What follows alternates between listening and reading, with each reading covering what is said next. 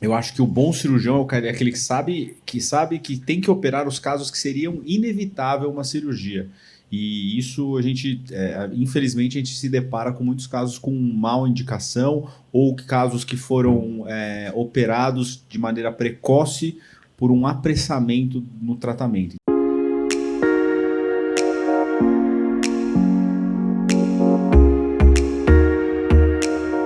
Apesar de ser cirurgião, eu acredito que a prevenção é o principal para que a gente possa tratar bem qualquer tipo de patologia, que é o que nós estamos fazendo, né?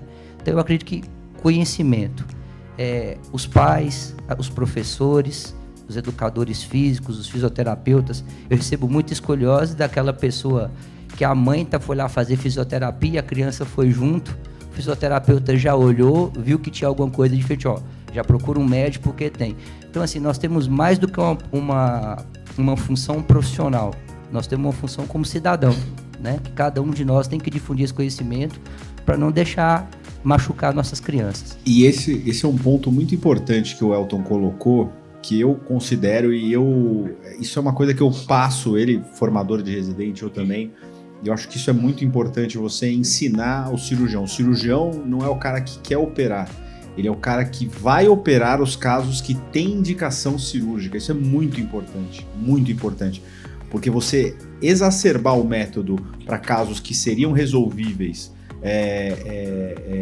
com colete, por exemplo, na minha opinião, como ser humano aí, não é como cirurgião, é um absurdo.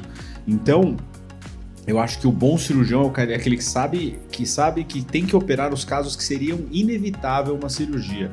E isso infelizmente, a gente se depara com muitos casos com mal indicação ou casos que foram operados de maneira precoce por um apressamento no tratamento. Então, eu acho que é muito importante saber que tem que respeitar as fases do tratamento. Existe o espaço para o tratamento conservador, existe espaço para o tratamento cirúrgico. Então, o tratamento cirúrgico, ele é a última instância, ele só é necessário na minoria dos pacientes. E são os pacientes que são refratários ao tratamento conservador. E isso, acho que, inclusive, o Elton, uma das pessoas que a gente chama para esse curso por isso, o Elton, o Ayrton, porque são pessoas que têm a capacidade de indicar. E isso é uma frase que até o Eltinho sempre me fala, que o bom cirurgião é aquele que indica bem a cirurgia. Não é o cara que opera bem, que faz rápido. Não é isso. O cara é o cara que indica legal, o cara que sabe fazer a coisa da maneira ética. Eu tenho a alegria de trabalhar com o professor Elton, que é um profissional espetacular e também como pessoa. E entra no seu caso. Muitas vezes a gente está avaliando um caso e ele fala, se fosse sua filha, você operaria? Né? Eu acho que nessa hora a principal situação é nós nos colocarmos no lugar dos pais, né? Eu tenho uma filha, eu tenho duas. Então, assim, será que futuramente vai ser minha filha que vai precisar disso? Como que eu queria que fosse tratada? Então, da forma, eu vou tratar a filha dos outros como se fosse tratar a minha filha. Então, operar na hora certa, na indicação correta, é necessário, mas o principal é nós evitarmos que as cirurgias sejam realizadas. Isso é essencial. Como todo mundo já sabe, eu estou nessa luta, né, para tirar minha filha da cirurgia. E uma das possibilidades que eu consigo enxergar também é essa formação na base, né?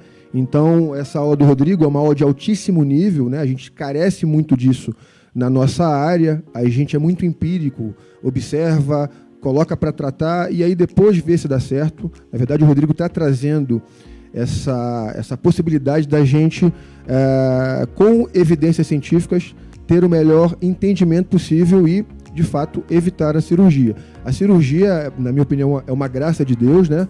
Graças a Deus a gente tem, mas tentar evitar o máximo possível. E isso parte também, né? Eu tenho alguns alunos aqui, alunos de graduação, que também estão fazendo trabalhos de iniciação científica e TCC, espero que daqui a pouco migrem para o mestrado, para que a gente produza conhecimento, porque a gente tem muita informação aqui, de alto nível, né? Eu acho que faz parte disso também. Um aspecto importante é ensinar da base muito bem ensinado, entender a escoliose, né? E, infelizmente, quebrar alguns modelos que existem ainda, né? A ideia de tratar com alongamento, fortalecimento, e isso é um desserviço, infelizmente. Eu sei que muita gente fica chateada quando a gente fala isso, né? Basicamente, tratar com RPG, com pilates, isso mexe com o brio de muita gente, né? A ideia do Suchá como revolucionário.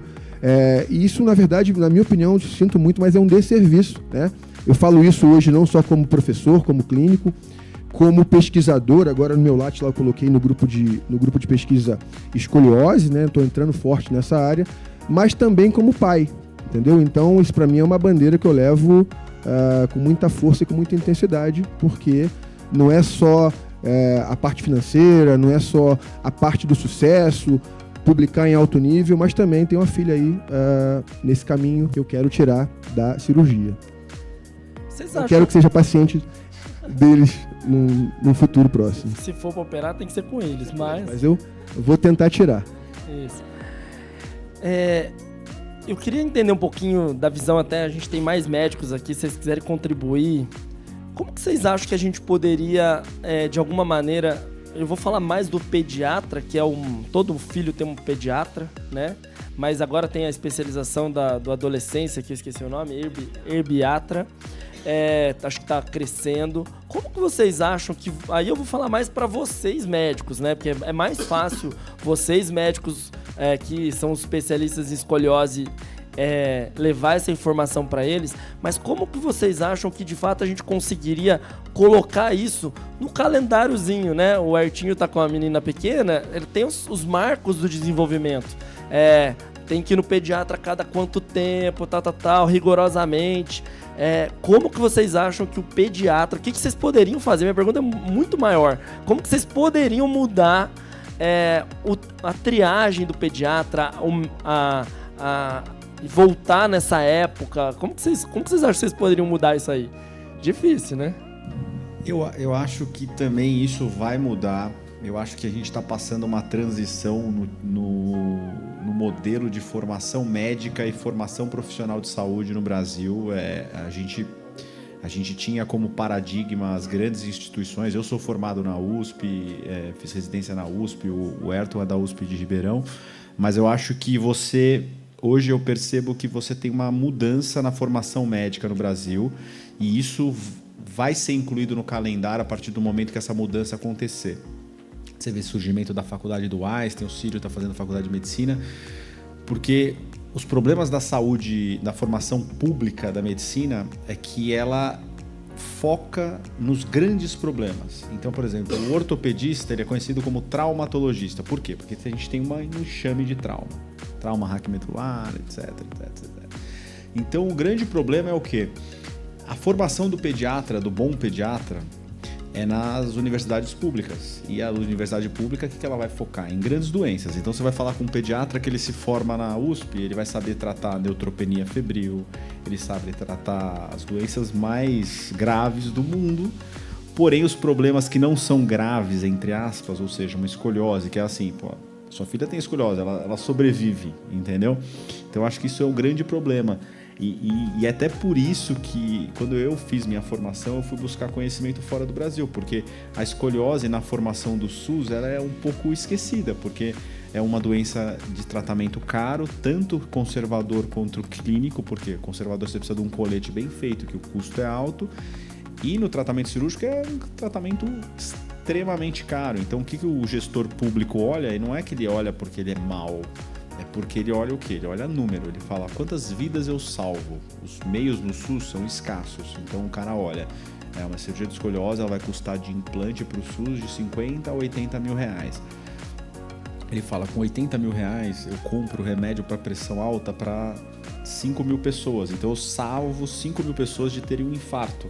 Então, se você for ver em cálculos de saúde pública, ele vai priorizar aonde morre menos gente. Então, eu acho que a hora que você mudar o tipo de formação médica, mudar o tipo de formação dos profissionais, você começar a ter faculdades privadas, você vai começar a ter o nicho de coisas mais comunitárias, que aí seriam as doenças comunitárias, e aí o pediatra vai dar mais atenção para isso. Então, o pediatra que dá mais atenção para isso é o pediatra de consultório privado, não de consultório público, ou aquele pediatra de saúde da família, que a gente diria, né? Então, eu acho que esse é o ponto, e isso é uma dificuldade na formação médica. Quando você vai para fora do Brasil, você vê que toda a educação médica ela é baseada no cara que atende convênio, que atende particular. Então, são os hospitais, né? Então, é como se o cara fizesse a residência só no Einstein, só no Sírius, só no Oswaldo Cruz, só nos hospitais privados, entendeu? Eu concordo com o Bassotti. Eu acho que a sociedade está evoluindo, né?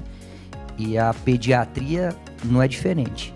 Os problemas que nós tínhamos 40 anos atrás era diarreia, pneumonia, né? Eram as coisas de higiene básica que nós não tínhamos. Então era focado nisso. Isso tem melhorado bastante, o país ainda precisa melhorar bastante, mas isso tem melhorado, e nós temos tempos hoje para cuidar de novos problemas. A escoliose é um desses novos problemas. Hoje o pediatra, eu venho de uma cidade onde tem ótimos pediatras, eu tenho essa alegria, eu recebo muito paciente com escoliose, diagnóstico precoce, porque os pediatras estão conseguindo ter tempo, né, e ter conhecimento para isso. Então isso está evoluindo. Eu acredito que agora o que vai acontecer é os pediatras vão poder ter mais atenção, e até as próprias residências vão poder enfocar mais na parte de deformidade e outras patologias, porque tem diminuído o caso de morte por diarreia, aquela parte básica de higiene, de doenças infecto-contagiosas estão reduzindo. Então, quando você fala em país de primeiro mundo, ele não tem que preocupar mais com esse tipo de patologia infecto-contagiosa. Ele tem tempo tanto para difundir conhecimento como para tratar de coisas mais elaboradas. Eu acho que nós estamos evoluindo devagarinho para isso. E acho que a palavra-chave aí é formar bem o pediatra, né? E eles estão fazendo isso. As residências, pelo menos de onde eu venho, os pediatras já estão saindo com um conceito diferente, de observar as escápulas, os ombros, olhar para a criança, para a parte ósseo-muscular, que antes não tinha tempo para isso, né? Então, acho que devagarinho a gente está evoluindo, e que eu acho que fica de recado é que o pediatra, ele tem que criar um pouco de conhecimento dessa área das doenças ortopédicas